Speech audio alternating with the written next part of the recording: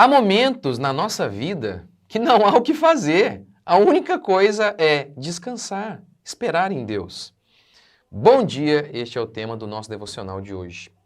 Que ainda a gente continua aqui no Salmo 38. Graça e paz do nosso Deus. Vamos lá. Salmo 38, Davi está sendo punido por Deus por conta de seus pecados e pede a Deus que Deus alivie as punições. E a gente chega aqui no verso 12. Também os que buscam tirar minha vida preparam armadilhas contra mim, e os que procuram o meu mal dizem coisas prejudiciais. O dia inteiro maquinam traição.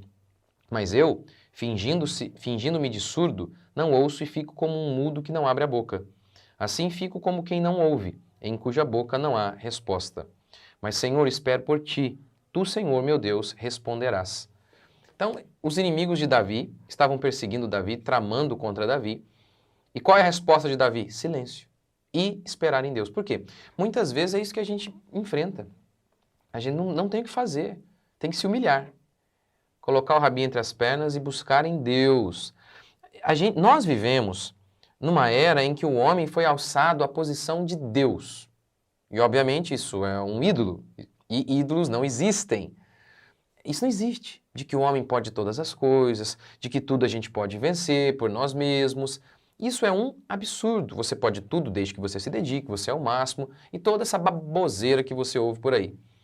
O que a gente tem aqui é Davi. É o homem, aquele rapaz que com 17, é o homem que com 17 anos foi o único a ter coragem de enfrentar um gigante que tinha mais de 3 metros. Ninguém da nação de Davi teve coragem. Pense nisso, gente. Todos os soldados enfileirados vendo Golias vindo durante todo dia, durante 40 longos dias, dizendo assim: tem homem em Israel! E ninguém, todo mundo em silêncio. Davi não. Davi ele falou: ei, fique quieto. Davi não aceitou as afrontas do Golias, ele se levantou. Mas aqui no Salmo 38 ele ficou quietinho. A gente lembra do Davi que deu uma resposta para os seus inimigos, dizendo: hoje mesmo eu vou arrancar sua cabeça. Mas e o Davi do Salmo 38? O Davi do Salmo 38, por conta de seus pecados, estava em uma circunstância em que ele não deu resposta. Ele fez diferente de como ele havia feito contra Golias. Ele apenas ficou quieto, se humilhou, aceitou a disciplina de Deus, aceitou aquela circunstância em que ele estava, percebeu que aquilo era Deus e buscou a Jesus Cristo. E essa é uma coisa difícil para a cristandade atual.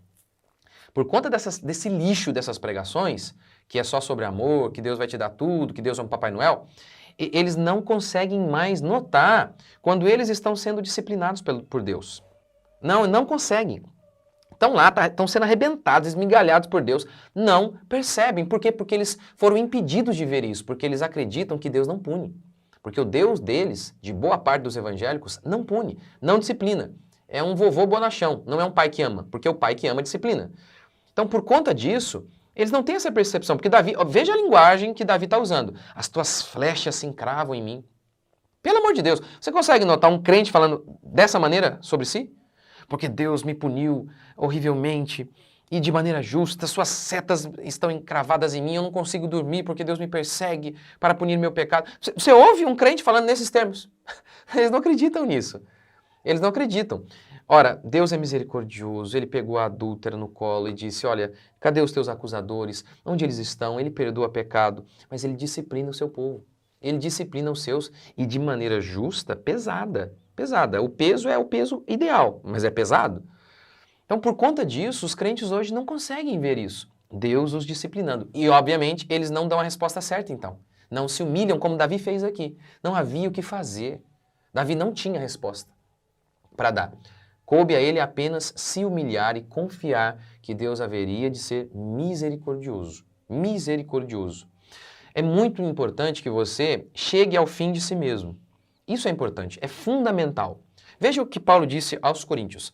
Porque, irmãos, não quero que ignoreis a natureza da tribulação que nos sobreveio na Ásia, porquanto foi acima das nossas forças, a ponto de desesperarmos até da própria vida. Contudo, em nós mesmos tivemos a sentença de morte para que não confiemos em nós, e sim no Deus que ressuscita os mortos. Notou que eu acabei de falar aqui? É profunda essa fala de Paulo. 2 Coríntios 1:8. não quero que vocês ignorem a natureza da tribulação. Qual foi a natureza? A intensidade. A ponto de desesperarmos da própria vida. Ou seja, a tribulação foi tão grande que a gente falou, a gente vai morrer, não tem mais jeito. Contudo, ó, veja a fala de Paulo. A gente perdeu a esperança. A tribulação foi tamanha que a gente falou, vamos morrer. Vamos morrer. Nós dissemos, vamos morrer. Pois bem, aí ele diz, contudo, tivemos a sentença de morte para não confiar em nós e sim no Deus que ressuscita os mortos. Essa experiência de morte é a experiência que todo cristão passa. Eu falo para você, eu tenho 20 anos como cristão. É inevitável isso aqui. Ao longo da nossa caminhada. É inevitável. Essa experiência em que Deus te mata. Em que você perde a esperança em si mesmo.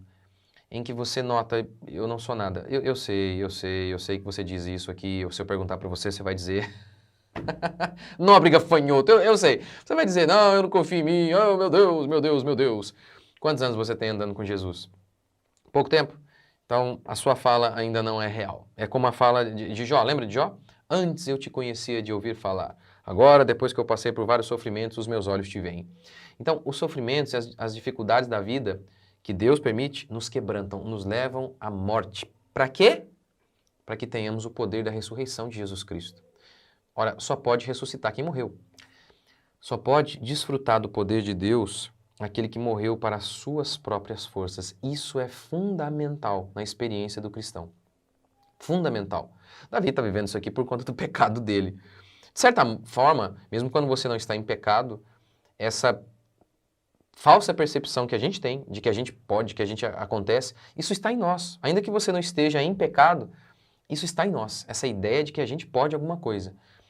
Então Deus permite os sofrimentos para que sejamos quebrantados. Então o sofrimento não é o seu fim. Às vezes uma situação de desespero não é o seu fim. Seja com o marido, em qualquer lugar, não é o seu fim. É apenas Deus apontando para você o lugar certo, o lugar da glória, de ressurreição. Isso é fundamental. Então lembre-se, em alguns momentos não tem nada o que fazer não, apenas confiar. Apenas confiar já é muito. É tudo. Vamos orar? Senhor Deus e Pai, tem misericórdia de nós, daqueles meus amigos e irmãos que estão me ouvindo agora, estão passando um momento de muita tribulação. Eu oro para que o Senhor os fortaleça e eles não venham a desanimar. Que o Senhor renove as forças deles, assim como o Senhor fez com Paulo, que o teu poder de ressurreição possa envolver a cada um deles, onde eles estiverem. Que a graça do Senhor, ó Pai, seja com eles, que o teu Espírito Santo envolva cada um dos teus filhos, onde quer que eles estejam. Nós oramos, pedimos a Ti que o Senhor abençoe o nosso dia mais uma vez, em nome de Jesus. Amém, meus queridos? Deus abençoe vocês. Espero vocês aqui amanhã, se Deus quiser.